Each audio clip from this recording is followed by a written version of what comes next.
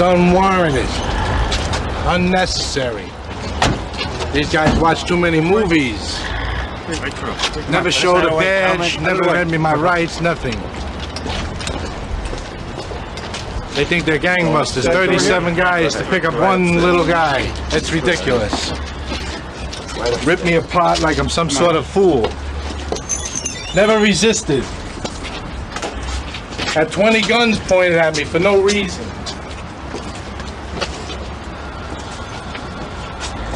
Yes, sir.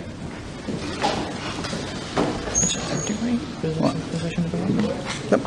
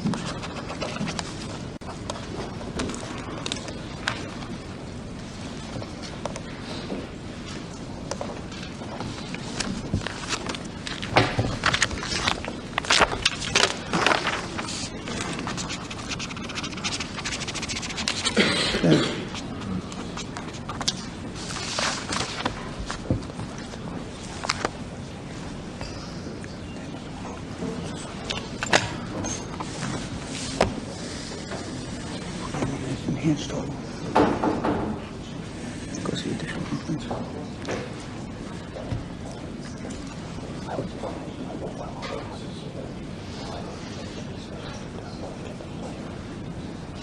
There's additional. Like the additionals. You got 6 additional charges, right? Yeah. 5 additionals.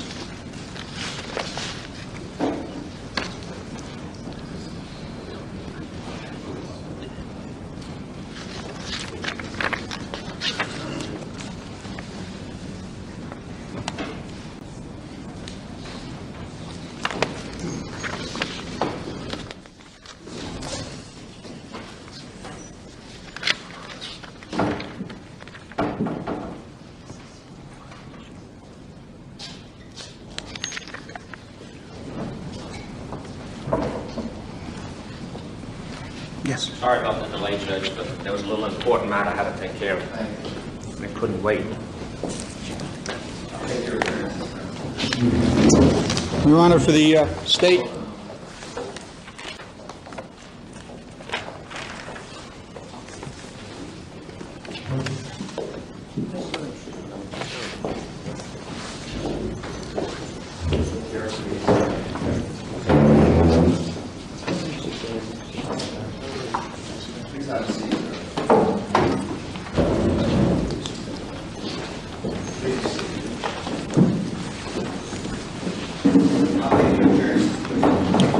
Your Honor, for the state, Robert J. Carroll, Deputy Attorney General for the Division of Criminal Justice in the Organized Crime and Racketeering Bureau. Frank Luciana, representing the defendant. Yes, sir. Yes, sir. I have Mr. Bierman from my office with me. Leslie M. Bierman. Your Honor, before the court today is Mr. Richard Kuklinski. He was arrested early this morning by members of the New Jersey State Police, the Division of Criminal Justice, and several other agencies on numerous complaints which had been submitted to the court and were executed today. Those complaints I have now to submit to the court for review, consistent with defendant's first appearance before the court.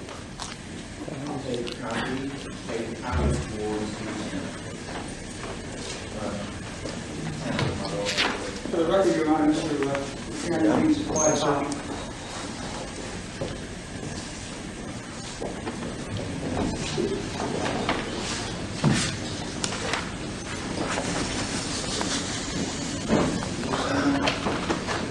I'll acknowledge receipt.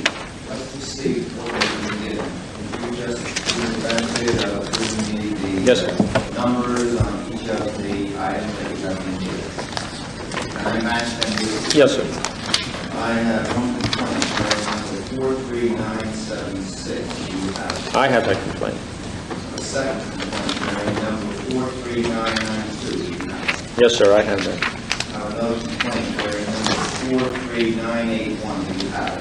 Yes, I do. I have another variant number 43982. Do you have? Yes, I have, Your Honor. I have another variant number 43983. Do you have? Yes, sir. Another variant number 43985. I have that one. Another variant number 43986. I have that one. Another variant number 43981. I have that one. Another variant 43991. I have that, Your Honor. And the last one, variant number 43988. I have that one. Now, receipt. Yes, Read or do you sir. waive? No, we'll waive the reading of the complaints, Your Honor, and I'll acknowledge receipt of the same. I'll give you on a bail application. Now, if Your Honor, please, before the bail application is made, I wish to place on the record, first of all, that this gentleman contacted my office, I believe, when he was arrested this morning, sometime around 11 o'clock.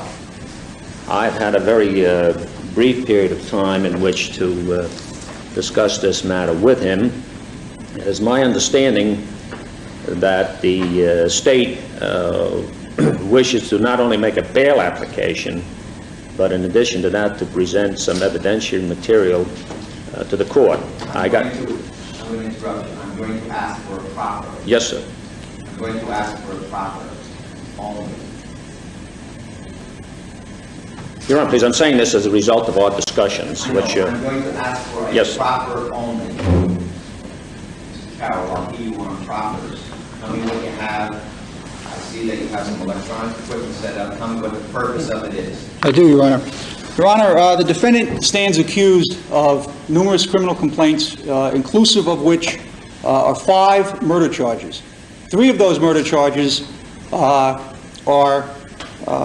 of one particular motive, which I would submit to the court, has to do with a robbery motive, and 2 others have to do with the murder of accomplices.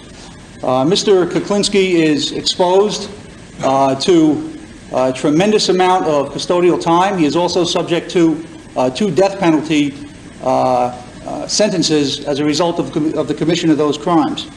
Moreover, there... Are you asking, and did I miss whether or not these are capital offenses or not? No, Your Honor, I can advise the court that he has capital exposure on 2 of those charges. I am not at this point prepared to go any further as to that particular matter. However, he is facing 5 separate murder charges. Additionally, he has 6 weapons charges, and today alone, an additional 5 charges relating to an attempted murder scheme and attempted robbery scheme were also lodged against him. In total, he has 10 complaints, which cover approximately 19 different charges. He is facing roughly 300 years in custodial time exposure, hundreds and hundreds of thousands of dollars of fines, and obviously the most serious penalty of all, the death penalty. What I would propose to do to the court today, because of the extensive amount of material that is contained in these complaints, is to give a very brief factual proffer to the court concerning what some of these charges involve, that is, identify the victim, the particular substance of the charge against Mr. Kuklinski, and also some information concerning the extent of the proof which is directly relevant to the likelihood of conviction as it relates to Mr. Kuklinski. That last element, Your Honor, the State is prepared and feels that it is indeed necessary, in light of the seriousness of the charges, and quite candidly, the dangerousness of this man, that we make an extensive record at this point on the bail application. To that end, I have prepared a brief factual background on the issue of bail, and I would, with the court's permission, proceed to go through and touch upon the different charges which Mr. Kuklinski is facing. I have a couple of questions. Yes, sir. You are not saying that in accordance with the rule that he is not entitled to bail because you're not making understanding the application and the complaints are not of a capital nature today. Correct. Am I correct? Yes, Your Honor. Say it another way.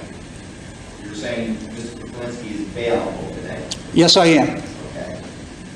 I am not going to hear the tapes. I'll take a proper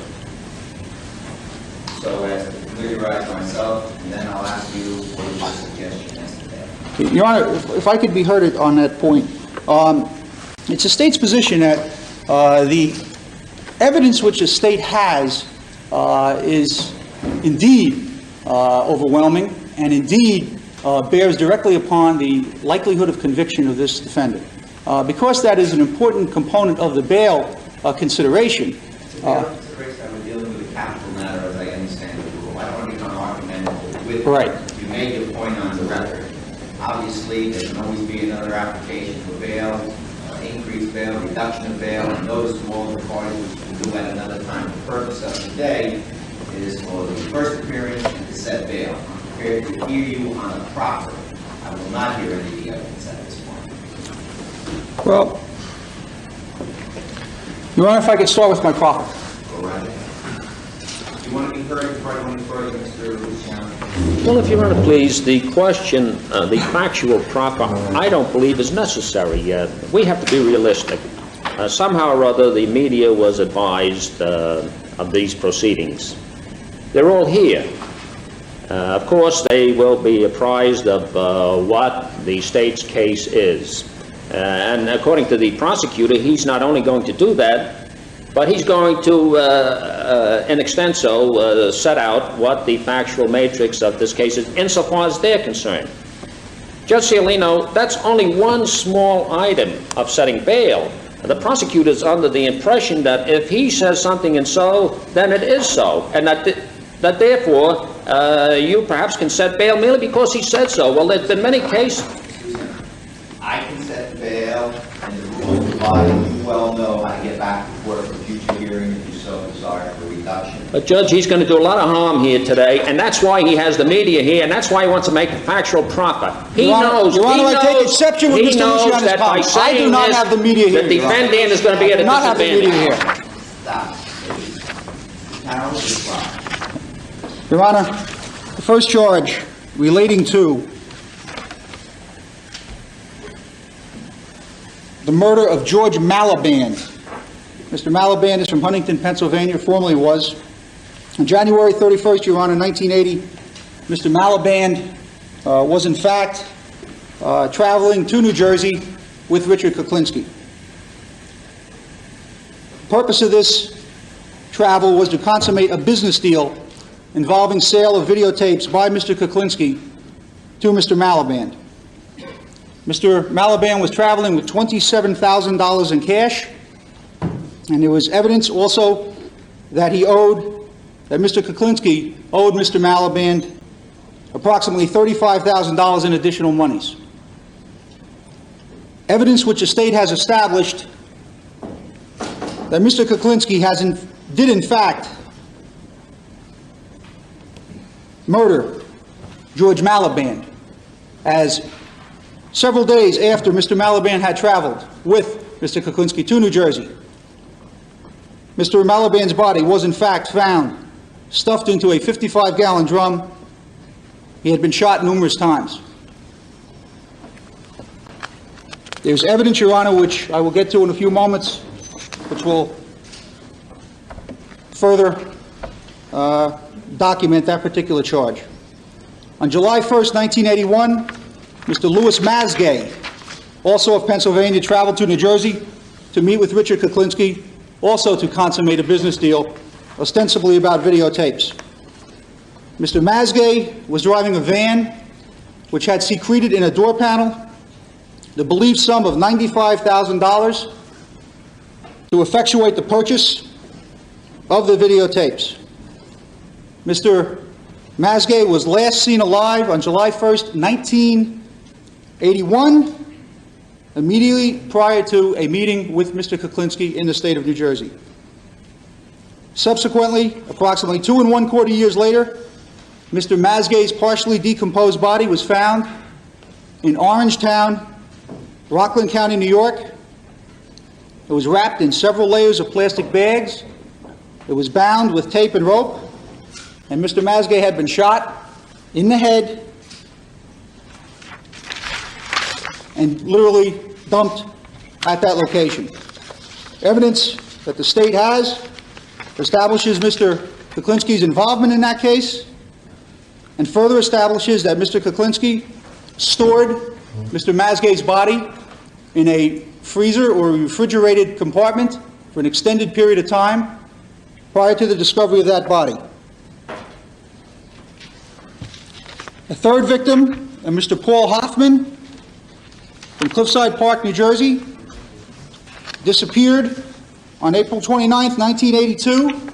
He too was to complete a business deal, which the evidence of the state establishes was to be with Mr. Kuklinski, and he too has obviously disappeared, and his body has not yet been found.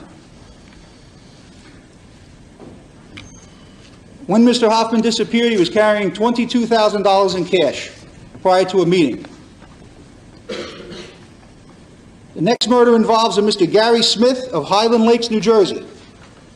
On December 26, 1982, Gary Smith's body was found stuffed under a platform bed in the York Motel, North Bergen, New Jersey. Evidence gathered by the state has established that Gary Smith was murdered by Richard Kuklinski and Daniel Deppner. Mr. Kuklinski had placed a poisonous substance on a hamburger which Mr. Smith had ingested. Thereafter, with Smith helpless and comatose, Danny Deppner strangled Gary Smith with a lamp cord. The fifth murder involves the murder of Danny Deppner. On May 14, 1982, the body of Daniel Deppner was discovered in a wooded area in West Milford, New Jersey. The body, which was wrapped in plastic bags and bound with tape, was badly decomposed due to excessive exposure to the weather, as well as animal and insect feeding. The evidence established by the state that Richard Kuklinski also murdered Daniel Deppner. Your Honor, the evidence in this case, which I would submit goes directly to the issue of the likelihood of conviction, stems not only from substantive evidence that was found at the scenes and uncovered during the course of the investigations of these homicides, but most importantly involves tape-recorded information that was made within the last 4 months. That information was gathered by an undercover Bureau of Alcohol, Tobacco, and Firearms agent who, in discussions with Mr. Kuklinski concerning the commission of yet another murder, which I might add he is arrested for today, an attempted murder that is, Mr. Kuklinski graphically and candidly discussed methods of murdering individuals using cyanide, using, as he termed it, lead, using steel, and he, on many, many occasions, acknowledged having used these methods in the killing of human beings.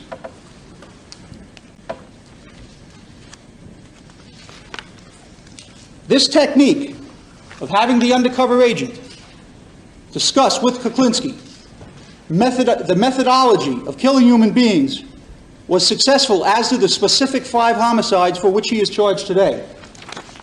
Among those tape recordings are tapes which the state, as I've indicated, has available to play for the court today. Comments made on those tapes contain such what I would term outrageously barbaric statements about how individuals can be killed using poisons and other tools of the killing trade. Let me ask you, are you going to address the other complaints, or are you going to incorporate the other complaints and comments you have already given? I am incorporating those in the comments I've given and the comments I will also am about to give. What kind of bail? I'm looking for an excess, I'm looking for $2 million, Your Honor. Not going any further. Your position, Mr. Lucian? If Your Honor, please, Before I ask the counsel for well, if Your Honor, please, I think he said enough already. I think he said more than to a, address my comment, yes, please. yes, sir. I'm just replying to you. I don't think under any circumstances was he permissible to say what he did say in court. And I've never heard, I've been a lawyer 36 years and I've had many murder cases, I never heard a prosecutor yet state factually what he has said in order to influence the court. $2 million is ridiculous, if you're absolutely ridiculous. First of all, there's supposed to be a presumption of innocence. I don't think this gentleman who represents the state even recognizes I take exception to such well, let me finish, please. There's supposed to be a presumption of innocence in these cases, if you're pleased to begin with. And this factual matrix that he just gave you, which I believe not only was unnecessary and uncalled for, but in my opinion, should not have been stated by an attorney general at a bail hearing and could only have been said for the purpose of prejudicing you against the defendant and influencing you in setting high bail. What he has adverted to is only one segment of the bail setting process. Your Honor has the rule before you. The rule says, first of all, there's a presumption of innocence. Secondly, that in setting bail, the court should determine what sustained in court. My client has lived at his present address, which is set forth on the complaint at 169 Sunset Street in Dumont, for 15 years. He lives there with his wife. He has 3 children. Each one of his children goes to Bergen Catholic High School. The other 2 children were born and educated in the Bergen County area. All 3 children live at home. He lives there with his wife. He's been married 25 years, Your Honor, please. He has been gainfully employed, and he is gainfully employed at the present time. It is my understanding from what the defendant told me that he has not been arrested or charged or convicted for any crime during the last 20 years, and that any charges that he did have revert back to some period of time when he was a much younger individual, and they are not of any serious nature. Now, the rule specifically says that you are to consider the 4 elements, namely the background of the defendant, the presumption of innocence, the admonition against unnecessary sureties, and that goes directly to this preposterous request for $2 million, and the fact that the defendant has roots in the community, better roots than many defendants who come before the court on this kind of a charge or any charge, and that he therefore is likely to appear in court. Your Honor, please, these police came to his premises this morning. They actually jumped on his wife, knocked her to the ground, and stood on her. She made no attempt to get away. He made no attempt to get away. He was arrested and brought down here to jail, and there's absolutely no indication in any of his background that he intended to leave the jurisdiction at any time. As a matter of fact, if these cases go back to 1980, as adverted to by the prosecutor, then there is a substantial consideration that you should give to the fact that the defendant has remained in this jurisdiction continuously for the last 6 years, at least since the charges were supposed to have, during a period of time, these charges have supposed to have been originated, according to the prosecutor. Judge Cialino, I think a great deal of damage has been done already in this case. And I think the worst thing that can be done, in light of the fact that everything the prosecutor said is going to go into the media and is going to prevent my client from getting a fair trial, the worst thing that can be done is to set unconscionable and unnecessarily high bail. I don't think bail should be high. I think it should be reasonable. I have a feeling that the prosecutor has got a lot of information from the lips of a so-called informant. And if Your Honor, please, I would be very happy to see exactly what their evidence is at the time of trial. Judge, they may be surprised. This prosecutor may think he's going to win these cases. He may end up losing. And I hope he does, especially after what he said here in court, Your Honor. Your Honor, I initially, if I may, respond to the court's concern as to actually Mr. Luciani's concern about the roots of Mr. Kuklinski in the community, and also the likelihood of him to flee the jurisdiction. The facts, as Mr. Luciani has represented, with all due respect, are inaccurate. Mr. Kuklinski was, in fact, arrested near his residence. He did not submit voluntarily. He, in fact, engaged in a car chase, which involved jumping curbs and going onto people's lawns. Mr. Kuklinski had to be subdued at that point. Moreover, going back on Mr. Kuklinski's history, as Mr. Luciani has indicated, he has been here continuously since 1980 when these murders they commenced, but that is inaccurate. Evidence which we have uncovered indicates that Mr. Kuklinski travels, in fact, to Switzerland on frequent occasions. He has, in fact, recently been placing airline flight reservations with Swiss Air to go to Switzerland. I further can represent to the court in recent tape-recorded conversations, Mr. Kuklinski has made statements that he has one more problem to take care of, one more problem he identifies as an informant. After he does that, he's going to retire, that he has money out of the country. He indicates this candidly to our undercover agent. These are tape statements, Your Honor, and these are not my assertions. The statements I've made today, we are prepared to back up with tape recordings. The court has made its ruling, and of course I'll abide by it. But this is not my whim. This is not my comments or my opinion. These are the facts.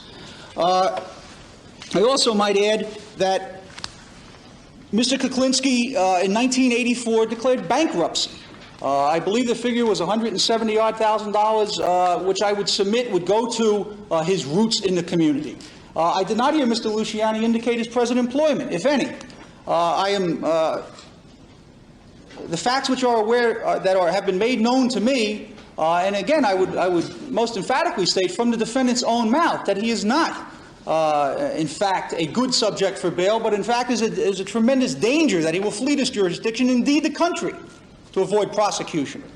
Judge Ware, most respectfully, Your Honor, this is important. Most respectfully, I just wish you'd listen one moment more, because I think my client already has suffered a great deal of harm. And the worst thing that could happen to him is that, Your Honor, because of the circumstances of this hearing sets improper bail, this prosecutor didn't in any way indicate that there's anything in this case to show the defendant left this jurisdiction on any permanent basis. It's very strange that if this man is supposed to have committed 5 murders in this area, that he continues to live in Dumont, where he was arrested this morning. And if Your Honor, please, if there was a chase, and if he resisted, it was because a group of plainclothesmen jumped out of cars with their guns drawn and proceeded to pummel him and pummel his wife. They actually knocked his wife to the ground.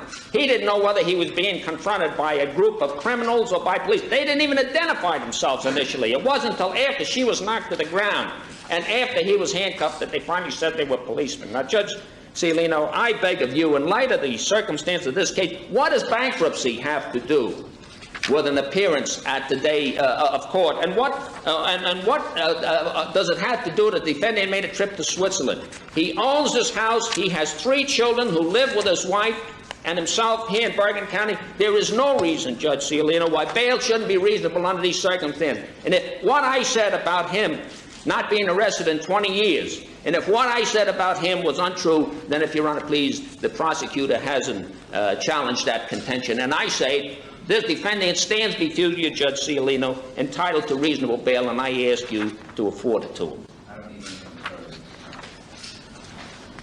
I'm the current one of the court set bail and court rules. Applications were made by the Deputy Attorney General, and a recommendation was made of bail based upon So much more we could say. Luciano accurately told the court and the various things that the court should consider in setting bail. I accept those as accurate. Luciano also certified that any bail set by the court is subject to review by other authorities. Applications being made at a subsequent time for the court to reconsider bail, consider reduction of bail, consider conditions which are set upon bail. And having listened to the proffer made by Mr. Carroll, having examined the complaints, the nature of the complaints as Mr.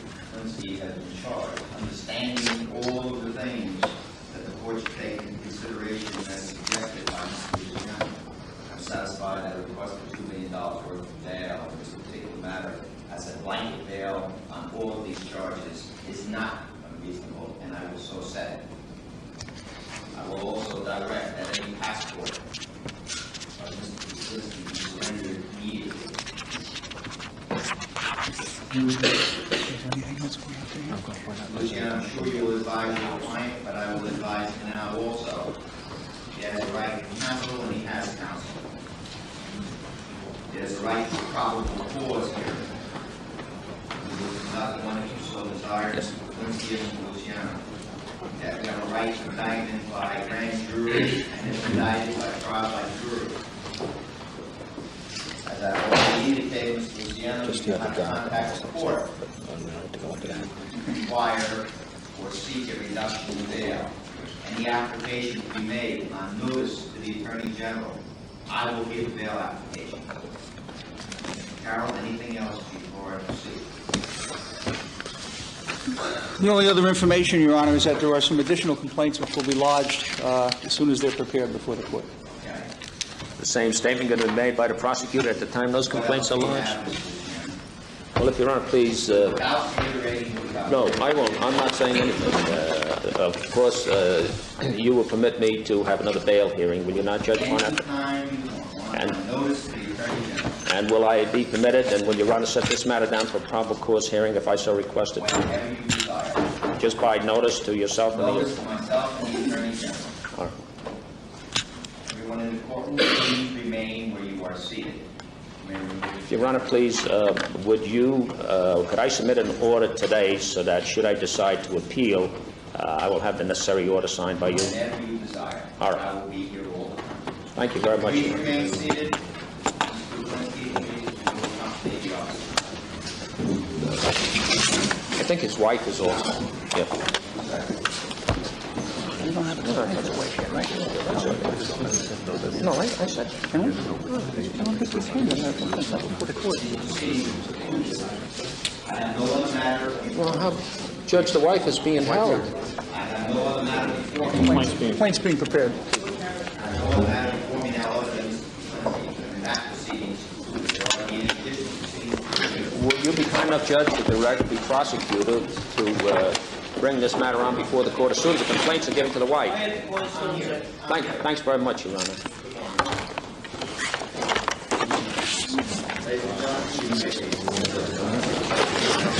Okay, you fine? We look at the complaint, we can have them all in order. Yeah, well, she is too. She's got to get back to her kids. What's the complaint?